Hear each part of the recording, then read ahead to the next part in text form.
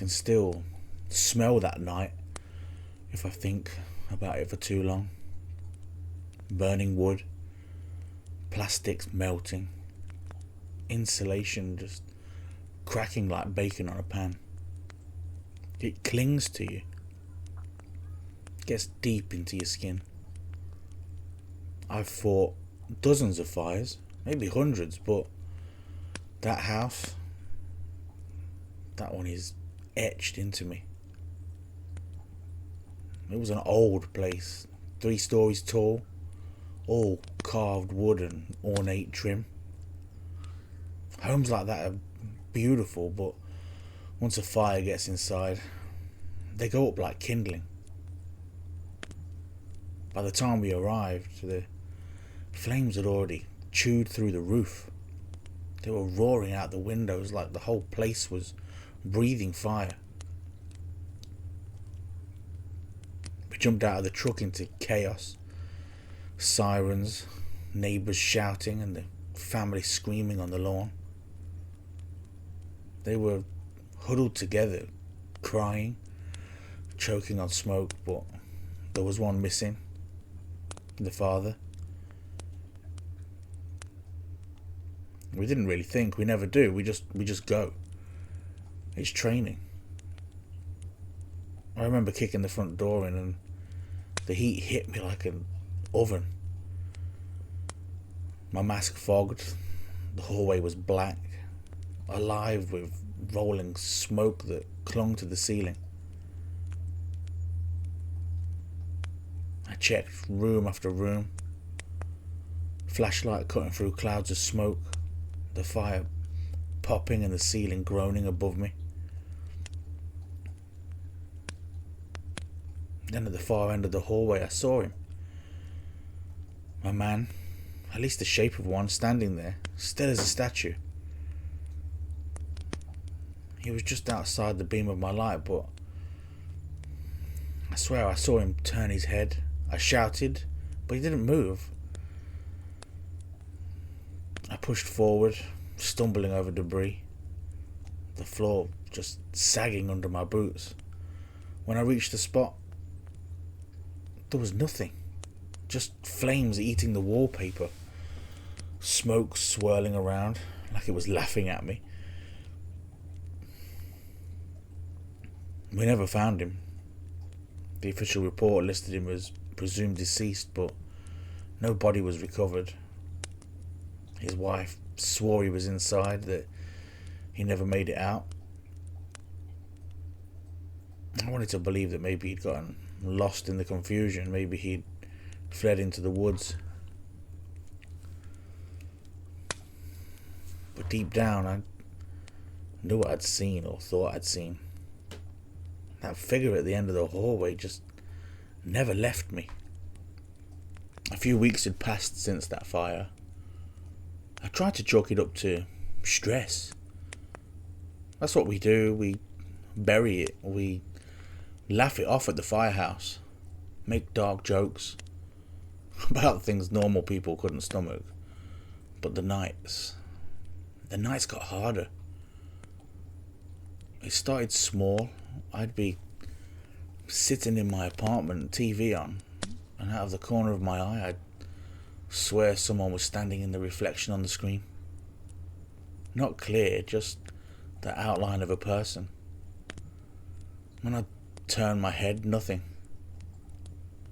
Then the smell came. Smoke. Not faint.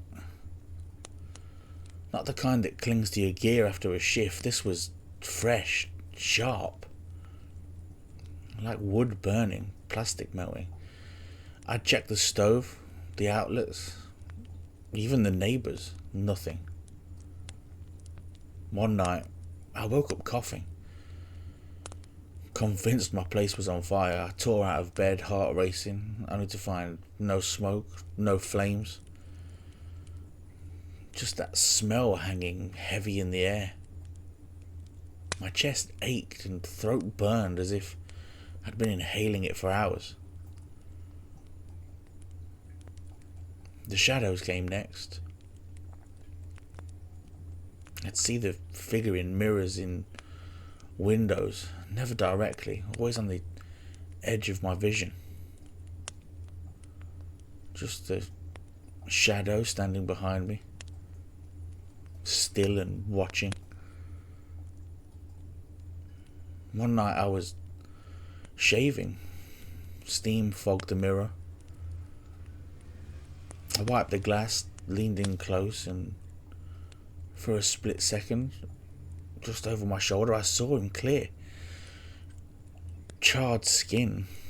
It was blackened like coal. Patches where flesh had melted and clung to the bone. His eyes, God, his eyes, they were black, but they glowed faint like embers in the middle, just buried deep in a dying fire. I spun around, razor clatter into the sink. Nothing, just empty bathroom. The hum of the vent fan, my own ragged breathing. That was the first time I admitted to myself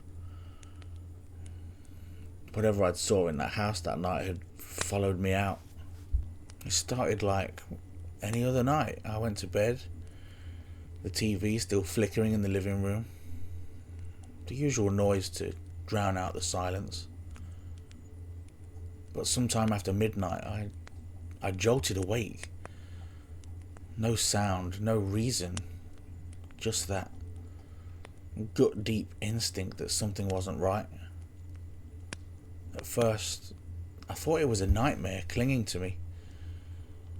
My sheets were damp with sweat, my chest tight, like I'd been running in my sleep. But when I sat up, blinking into the dark, the air was thick, stale and heavy, carrying that stench I thought I'd left behind at the fire.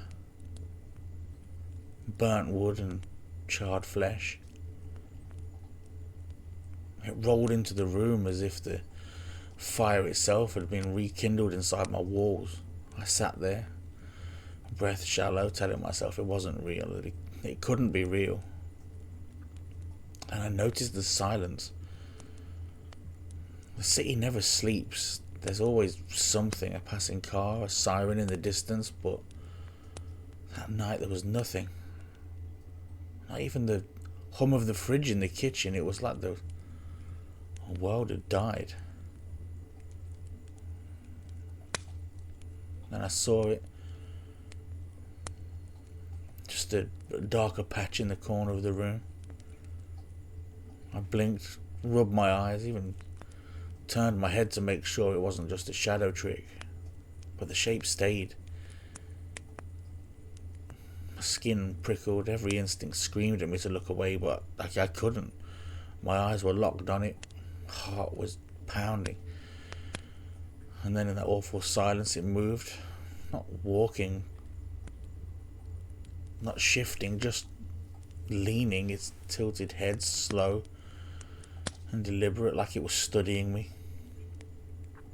I wanted to speak, to shout, to do anything, but all I managed was a dry rasp in my throat. And then the glow, 2 faint points of light, ember red, flared where its eyes should be. They weren't bright, not blazing, just smouldering, burning low, like a coal refusing to die out. I swear it grew hotter in the room. My chest tightened, lungs filling with that phantom smoke. The figure didn't move closer, but it felt like it was pressing in on me. The room had shrunk, like the walls were bending around me. Seconds dragged into minutes. I sat frozen, staring into those ember eyes, every muscle trembling. My hand inched towards the lamp, terrified that if I moved too fast it would lunge. When my fingers finally brushed the switch, it snapped on. Light flooded the room. Empty. The corner was bare. There was nothing but walls and shadow, but the smell. The smell stayed. It was thick and acrid and suffocating. I sat there the rest of the night with every lamp on, watching that empty corner, waiting for the eyes to reappear. When the sun finally came up, I almost cried with relief.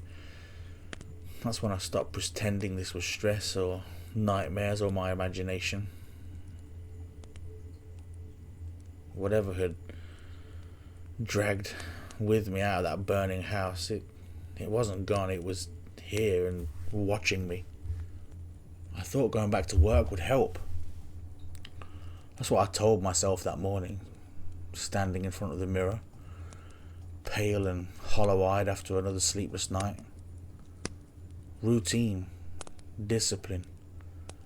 The firehouse always grounded me, gave me purpose. If anything could clear my head, it was that place and those men. But the moment I stepped through the bay doors, I knew it hadn't left behind. The smell hit me at first. It was faint, almost masked by the grease and diesel that clung to the station, but it was still there. Burnt wood and scorched flesh. The same stink I woke up to in my apartment. I glanced around, but no one else seemed to notice. The guys joked, laughed, and drank their coffee. It was business as usual. I tried to bury it, pushed through the morning checks, ran my hands over the hoses, valves, gear. For a while, the routine worked. I almost believed it was just me, that I was cracking under the weight of what I'd seen. Then came the call. It wasn't even a fire this time. It was just an alarm malfunction at an office block. We rolled out, lights flashing, the usual adrenaline running through me. Well, halfway there, I caught something in the reflection of the side mirror. In the blur of the street lights rushing by, I saw a figure sitting in the back with us. Not one of my men. This thing was too thin, too wrong. Its flesh dark and twisted, skin pulled tight. And the eyes, the same ember red eyes. I spun around in my seat, but the cab was empty except for my crew, laughing and chatting like nothing was there. I didn't say a word. The rest of the shift was torture. Wherever I went, I felt it, standing just outside my line of sight, watching me. It was in the reflective glass of the turnout lockers, staring at me from the shadows of the hose tower. At one point, I stepped into the kitchen to grab water, and as I opened the fridge, the door swung shut on its own. The stainless steel surface caught my reflection, and its. It was just standing there behind me. I nearly dropped the bottle. When I whipped around, the room was empty. No one saw it but me. No one smelled it but me. But the worst part, I couldn't tell anyone. You can't walk into a firehouse full of seasoned men and start ranting about ghosts. They'd think I'd lost it. They'd put me on leave, maybe pulled me off the line for good. So I stayed quiet. I put the mask on, kept working, forced myself to laugh at jokes. But every second I was there, I knew it was too, following me and waiting. And for the first time in my life, I wasn't afraid of fire. I was afraid of the dark. The firehouse was supposed to be my refuge, but that night I realized I couldn't outrun him. It was a slow shift. There was no calls, just the hum of the building and the idle chatter of the guys as the evening wore on. As we moved later into the night, most had drifted off to their bunks. I lingered in the kitchen, sipping coffee, telling myself I was just trying to stay alert. But the truth was, I just didn't want to close my eyes, not anymore. And then I heard a noise, a faint crackle, soft at first, like a whisper of static, then sharper and louder, growing into the unmistakable sounds of flames just consuming wood. I froze. The firehouse was silent otherwise. Too still for a sound like that, yet I swore I could smell it too. The bitter tang of smoke, the dry heat of burning timber. Only there was no smoke, no flames, just the sound weaving through the halls, filling every corner.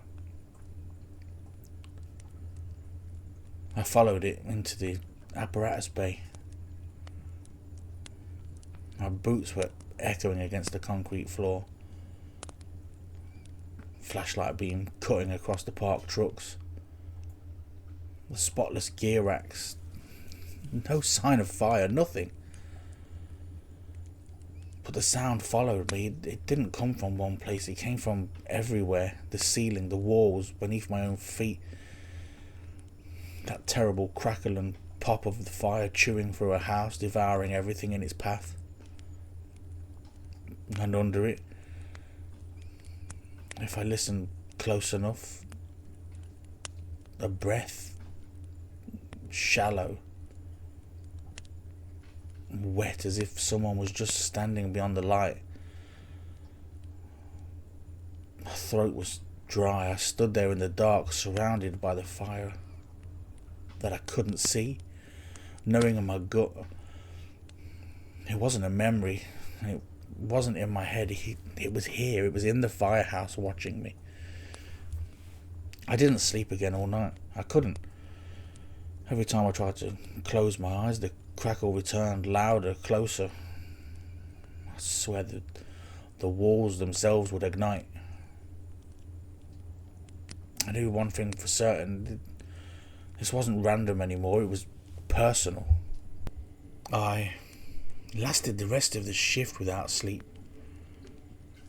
By morning, I felt hollow, strung out. My nerves were raw. Nobody else had heard the sounds. Nobody else had smelled the smoke. To them, it had just been another uneventful night. But for me, it had been endless. The fire was with me the whole time. The crackle never fully stopped. It just faded when other people were nearby, like it wanted me alone. When I got home, I tried to convince myself it was exhaustion. My body just needed rest, and maybe my mind was fabricating things. But the moment I stepped inside, the air felt thick again, heavy with that phantom smoke. I collapsed into my bed. And I heard it again. Not faint this time, it was loud. The sound of dry timber catching, snapping.